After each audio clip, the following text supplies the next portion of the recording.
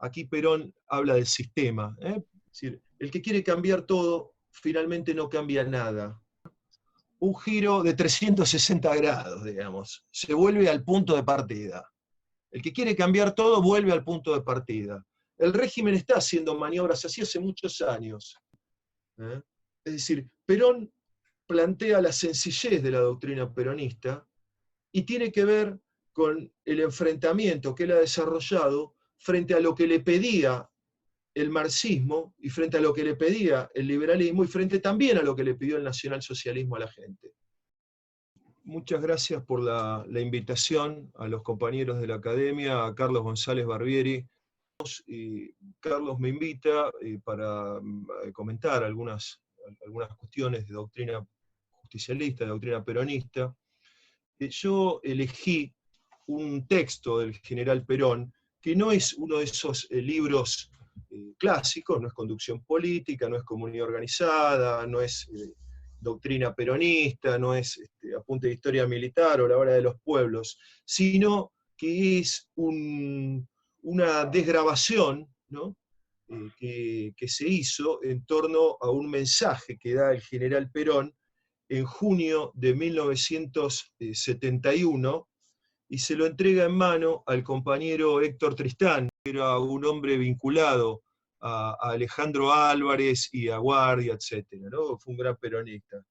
Entonces, me parecía que ese texto, por un lado, nos podía servir a nosotros y a otros compañeros para hacer lectura cuidadosa, una lectura fina y una lectura lenta, si se quiere, acerca de la palabra del general Perón, ¿no? El texto lleva por título, yo lo tengo en el volumen 25 de las obras completas que editó Fermín en el año 88, Editorial Docencia, después sé que se ha ido perfeccionando ese tema, ¿no? Lleva por título Debemos cambiar todo para que todo siga igual.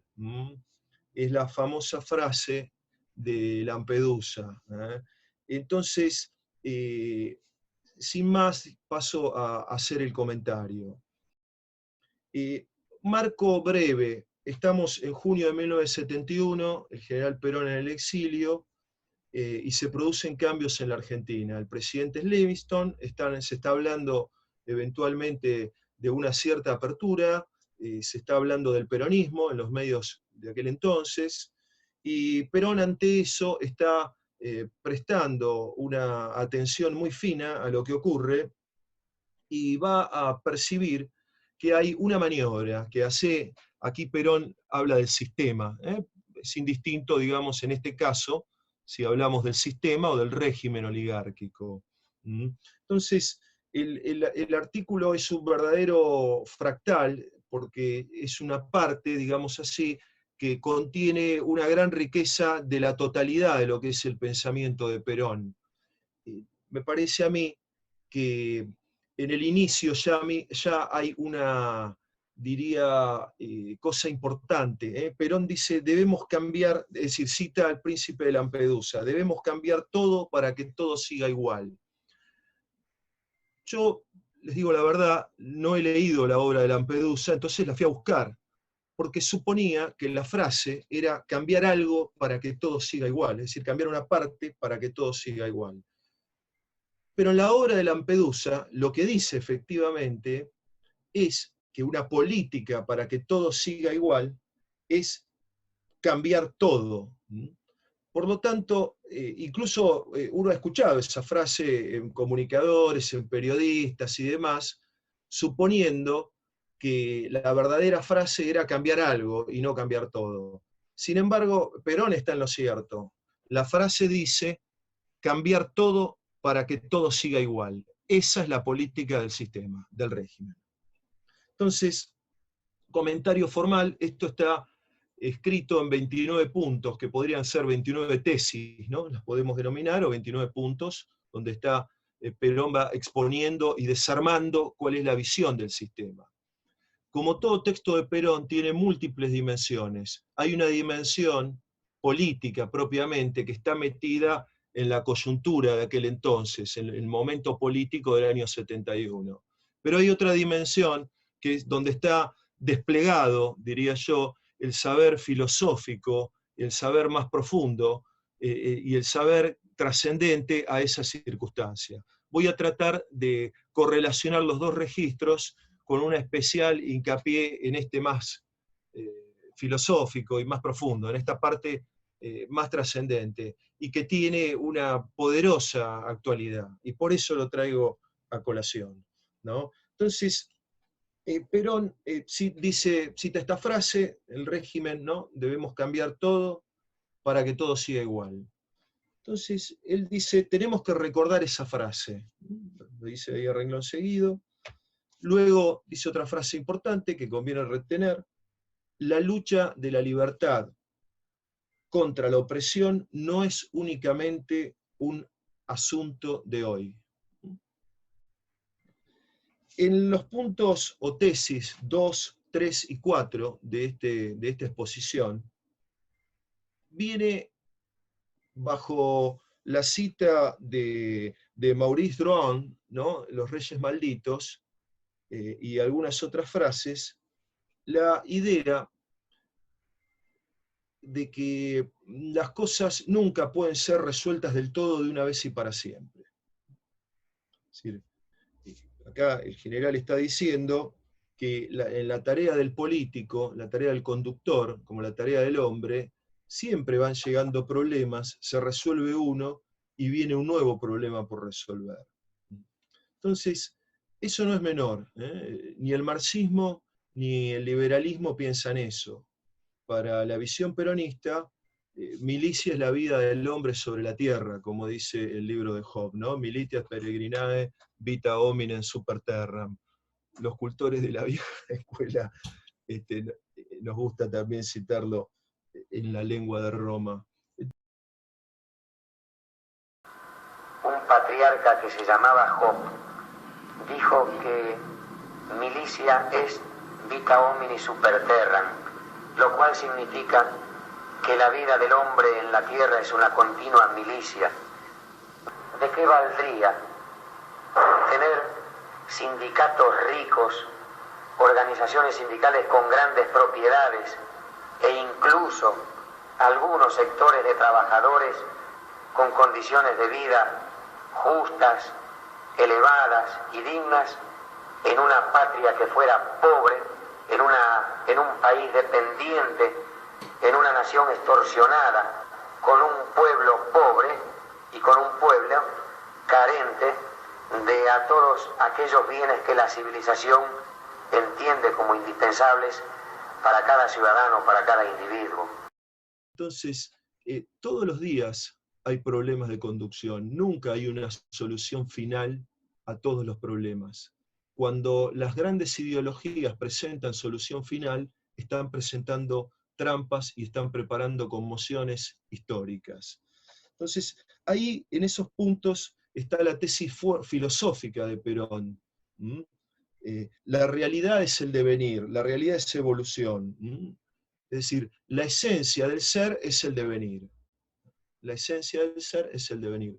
La esencia de lo real, la esencia de lo real, del ser, de lo estable, es al mismo tiempo el proceso que deviene.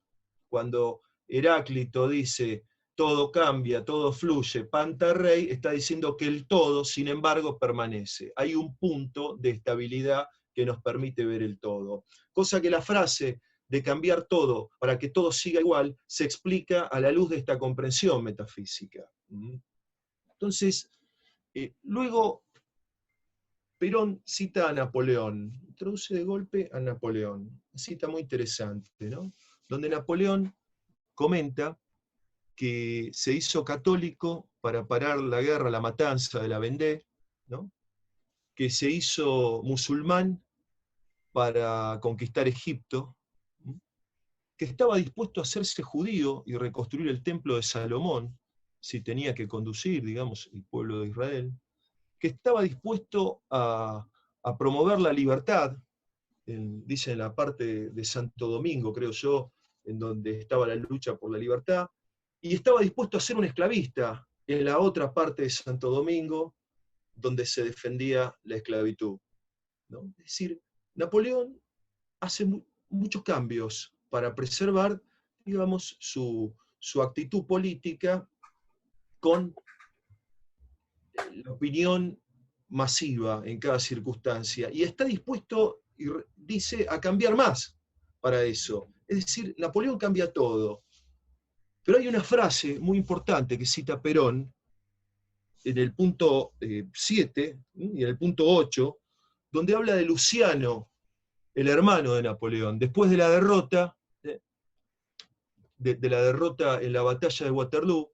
Luciano le dice a Napoleón: mirá, ahí está el pueblo. Dice: ¿por qué no te pones al frente de esto? Y Napoleón le dice que él despreciaba la idea de ser un director del populacho.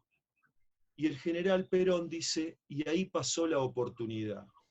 Entonces, me voy a detener en un breve comentario sobre esto.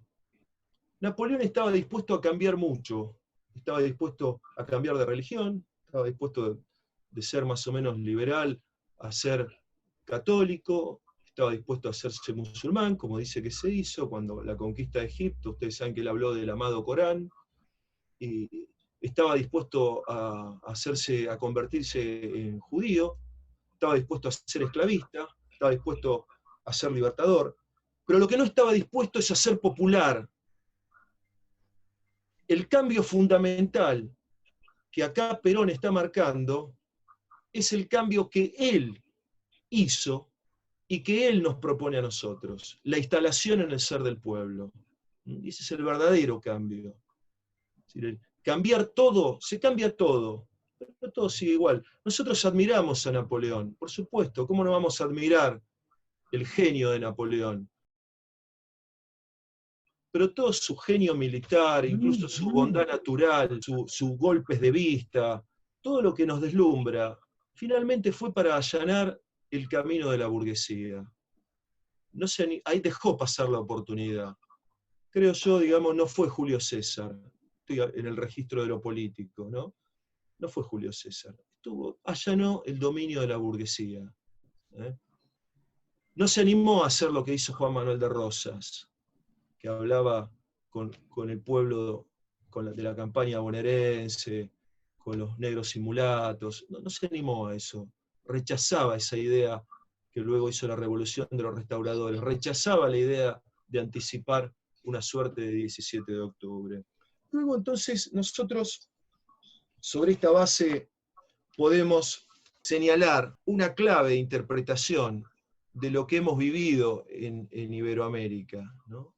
Donde hemos pasado, a lo largo de nuestra historia, desde los dominios oligárquicos en el sentido grotesco y visible del término, hasta dominios no menos oligárquicos de sectores jacobinos. Por más que, como dice el mismo Perón cuando esto inicia, no es que las cosas se repitan igual, pero los procesos se dan y lo sustantivo no se rompe cuando se dan cambios absolutos. Es decir, las hambrunas del pueblo ruso con Catalina, que les dijo la famosa frase: a falta de pan buenas son tortas, se repiten como hambrunas del pueblo ruso y padecimientos incluso muchísimo peores, diría yo, bajo el estalinismo. Los padecimientos del pueblo venezolano cuando gobernaban la casta liberal en aquel entonces de Carlos Andrés Pérez y compañía. Sin embargo, ante la propuesta, cuando luego el proceso chavista deviene en un proceso socialista que quiere cambiar todo, termina en el mismo punto de partida. Es decir, el que quiere cambiar todo finalmente no cambia nada. Este me parece un aspecto súper esencial. A nosotros, por ejemplo, la democracia, como la conocemos, en el año 83, se presentó como el gran cambio de todo, como pasó en Chile, la democracia en el 90, y sin embargo siguió gobernando, el núcleo del poder siguió igual, y el pueblo esencialmente siguió igual. Es decir, no es que no hubo la idea de un cambio total, hubo la idea del cambio total, pero no hubo un cambio real ahí en lo sustantivo. Entonces, luego, en ese texto, en el punto 11, del punto al 11 al 17, Perón habla que el sistema tiene dos caras. Una cara violenta, una cara criminal, violenta, una cara sanguinaria, y tiene una cara seductora, una cara donde invita al diálogo, una cara hasta lisonjera. Y ahí está diciendo que las vedettes de la época eran Rucci y Paladino, dice Perón, todavía no estaba quizá tan asentado el vínculo con José Ignacio Rucci. Es decir, el régimen está mostrando otra cara, y dice que el decreto, el famoso decreto 4161, ¿verdad?, de proscripción, sigue vigente a pesar de que se habla de Perón. Se habla de Perón, se habla del peronismo en las revistas y demás. Entonces él sospecha de esto. Ahora, no se refiere a una vigencia, creo yo, desde el punto de vista administrativo. Se refiere a que hay una proscripción real, de fondo, profunda, en el medio de una idea que está circulando permanentemente, donde está la palabra Perón en todos lados. Es decir, el régimen de golpe, después de prohibirlo nombrar. Fuimos inhibidos de nuestros bienes, fuimos acusados de latrocinio, de negociado, de corrupción. Puesto que estaba prohibido, bajo pena de 6 años, hasta 6 años de cárcel, decir el nombre de Perón, decir el nombre de Evita, cantar la marcha peronista, o hablar de la palabra justicialista, vos ibas preso, hasta 6 años podías ligar. Autoriza su nombre está en todos lados, pero Perón sigue pensando que la esencia de su camino no está en todos lados. Entonces ve que hay una maniobra, y nos da una serie de consejos frente a estas maniobras de seducción del régimen, ¿no? Uno que me parece súper importante, en el punto 28, él dice, bueno, cuidado, dice, los que rompen primero las mesas de la negociación, después son los primeros en volver, ¿no? Si nosotros tenemos experiencia de muchos que quisieron cambiarlo todo y fueron los primeros en generar desastre al proceso de cambios reales que estaba impulsando Perón. Entonces, me quiero detener en este punto. En el punto 29, el último, Perón detecta, a mi criterio, un error de percepción del régimen, del sistema, como él lo llama, el régimen oligárquico lo llamamos nosotros. ¿Cuál es ese error de percepción? Está en un editorial de la revista Extra. Aunque parezca contradicción absoluta, Lanusse tiene hoy en Perón su mejor aliado, como lo tuvo la sociedad argentina en 1946 y no se dio cuenta. Perón jugaba el juego, el Che Guevara no. Y eso es claramente un error de percepción del sistema. ¿Por qué? Porque el Che Guevara, a pesar de sí mismo y de su entrega, que no la pongo en discusión, pero es una figura de las que produce el régimen. Es una figura que va directo al martirio y al fracaso de lo político, y ni hablemos al fracaso de la Revolución Popular. Che Guevara ha sido un modelo para el régimen. Acá Guevara está muerto en el 71. Probablemente el editorialista está hablando de la izquierda armada latinoamericana, está hablando del ERP, del PRT-ERP, está hablando de Montonero, está hablando de Tutti Quanti, ¿no?, que están dando vueltas. Nosotros sabemos bien, por nuestra experiencia, por ejemplo, el ataque al cuartel de Monte Chingolo, lo digo esto a título ilustrativo, todos lo sabemos,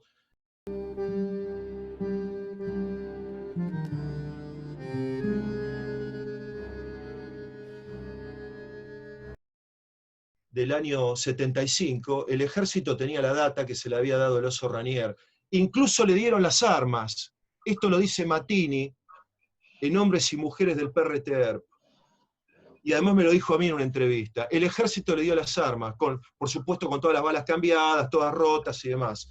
pero preparó la trampa, quería preparar una gran batalla donde los hiciera trizas para debilitar al gobierno peronista de Isabel. Pero es una prueba además confesada, digamos, no estoy diciendo nada secreto. Entonces, Perón cita el texto bíblico y dice, en el punto 13 dice, siguiendo en el tomo bíblico, sabemos que en la viña del Señor hay de todo, y la cosecha puede ser buena. Es decir, ¿cuál es la estrategia? Sobre la base, por supuesto, que de lo que se trata es de una revolución que le dé poder al pueblo, como dice Perón en este mismo texto.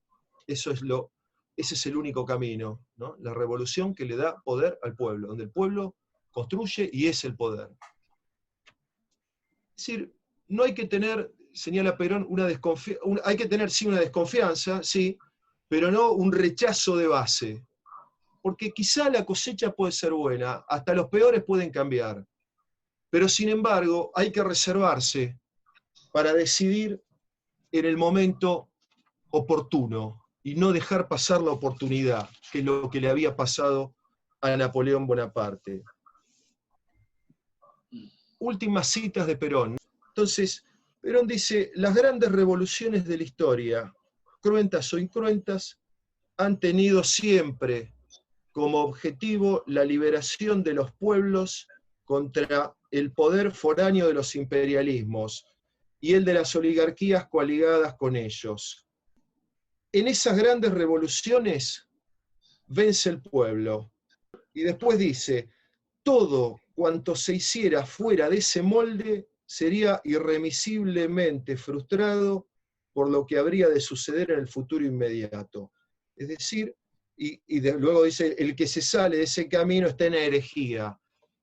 ¿Qué nos está diciendo Perón, me parece, en este extraordinario texto, desde el punto de vista de la filosofía y de la concepción peronista? El único molde para operar y actuar en política es el del pueblo. Salirse del pueblo es la herejía. Por otro lado, la herejía, por supuesto, está dicha como lo que es la herejía, es una reivindicación aparente y una desvirtuación de fondo, ¿no? En teología. Bueno, está trasladada de un campo del saber, de la teología, al campo político. Por otro lado, nos dice, no se trata de rechazar de movida esta maniobra del régimen, sino de ser muy prudente, de detectarla, de comprenderla, y de ver dónde está la falla del régimen. Para ahí promocionar el avance de la revolución popular. En tercer lugar, nos está diciendo que el cambio de todo es, en rigor, un giro de 360 grados, digamos. Se vuelve al punto de partida. El que quiere cambiar todo vuelve al punto de partida. El régimen está haciendo maniobras así hace muchos años. Por ejemplo, no estoy hablando de los muy buenos compañeros y amigos evangélicos que hay, pero está claro que hay un sector que está promocionado y está manejado por la CIA, ya están los documentos Santa Fe I, Santa Fe II, donde lo que le proponen, sobre todo a la gente que ha sido más castigada socialmente por el sistema, por el régimen liberal, le proponen un supuesto cambio total, ¿no? Que pasaría por hacerse evangélico y demás. En el fondo, sigue estando prisionero del sistema. El cambio no es cambiar todo, es cambiar algunas pocas cosas esenciales. Es cambiar, primero, creo yo, digamos, mirando este texto y poniendo en contexto la obra de Perón, para el nivel político peronista es cambiar la relación con los demás, el ser con, la convivencia, la comunidad. Eso permite a su vez cambiar la relación de la persona consigo misma y por supuesto permite contemplar la relación de la persona con Dios. Son esos tres cambios. El Papa Francisco, acá tengo otro libro, muy bueno, muy recomendable. Le dice a los jóvenes, en su discurso, a los jóvenes argentinos, le dice, bueno, serán juzgados por, serán juzgados por Mateo 25, creo yo. Sí, por Mateo 25. Por eso serán juzgados, y por las bienaventuranzas. Mateo 25 es la parábola, son 3 parábolas, ¿no? La parábola de las 10 esposas, las que estaban preparadas y las que no, porque no se sabe el día ni la hora. La parábola de los 3 hijos, digamos, a los que de los talentos, el que multiplicó los talentos o el que le dio lo mismo, a un Dios que cosecha donde no siembra, y la parábola de el que como trataron a los más pequeños, me trataron a mí. Serán juzgados por eso. No está pidiendo el Papa Francisco que hagamos la misa en latín, que es maravillosa, por cierto. No está pidiendo que leamos la Suma Teológica, que está muy bien hacerlo. Está diciendo que son pocos los cambios esenciales y que abren esas otras posibilidades. Y lo mismo pasa con Perón. Es decir, Perón plantea la sencillez de la doctrina peronista y tiene que ver con el enfrentamiento que él ha desarrollado frente a lo que le pedía el marxismo y frente a lo que le pedía el liberalismo y frente también a lo que le pidió el nacionalsocialismo a la gente. Recuerdo, por ejemplo, en el caso del nacionalsocialismo le pedía a la gente transformarse en superhombres a la usanza nietzscheana. Hay un autor, Jean Tirard, que dice esas milicias de las SS que iban a Europa del Este, qué sé yo, y a Rusia, eran superhombres. Claro, cuando esas milicias fueron capturadas por las tropas rusas, ya no eran superhombres. Stalin los mandó a reconstruir Rusia con trabajo esclavo, murió el 90 o 95%, no lo digo con alegría, eran seres humanos, como cualquier otro.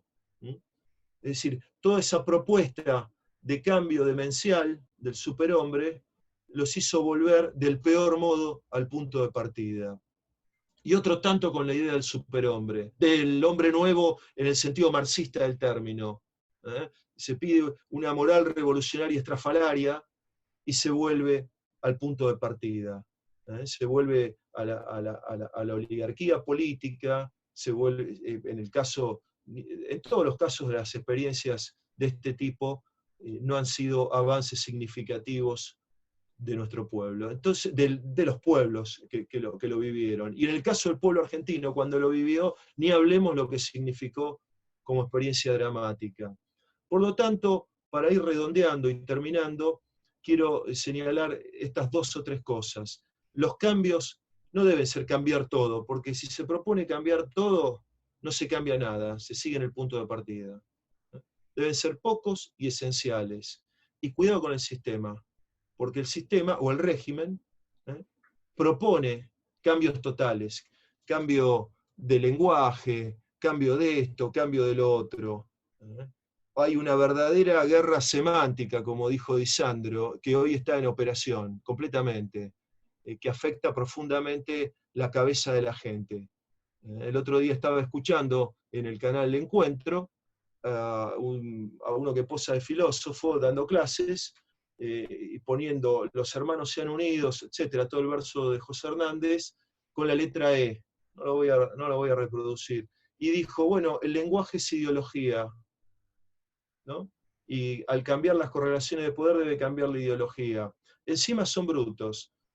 Perón decía que hasta del diablo se puede aprender algo. Stalin, que estaba, digamos, poseso, sin embargo era muy inteligente, y tiene un artículo, casi un libro, sobre lingüística, donde él dice que el lenguaje no es superestructura, porque había tipos, después de la Segunda Guerra, ese es su último escrito, o de los últimos escritos, que había tipos que estaban proponiendo cambiar el lenguaje, y el lenguaje no es superestructura, el habla de la gente va incorporando palabras nuevas, como nosotros hoy podemos decir googlear, o podemos decir, qué sé yo, te mandé un WhatsApp, cosas así, va incorporando palabras, pero el lenguaje no es superestructura, el lenguaje, y esto ya no es aunque no está, digamos, en contradicción, es una diferente posición. El lenguaje, por supuesto, es el medio que Dios le da a las almas para que puedan comunicarse. También los animales tienen lenguaje, como todos sabemos, tienen alma.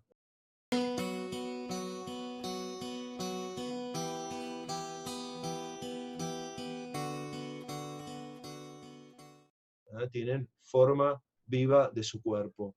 Y entonces quieren, esta guerra semántica propone un cambio de todo, cambiar todo. Cuidado con eso. Atengámonos, creo yo, sobre la base de este maravilloso texto de Perón y de todas sus enseñanzas, no a buscar los cambios absolutos, porque esos están en el punto de partida, sino los cambios esenciales. Bueno, hasta ahí iría mi exposición.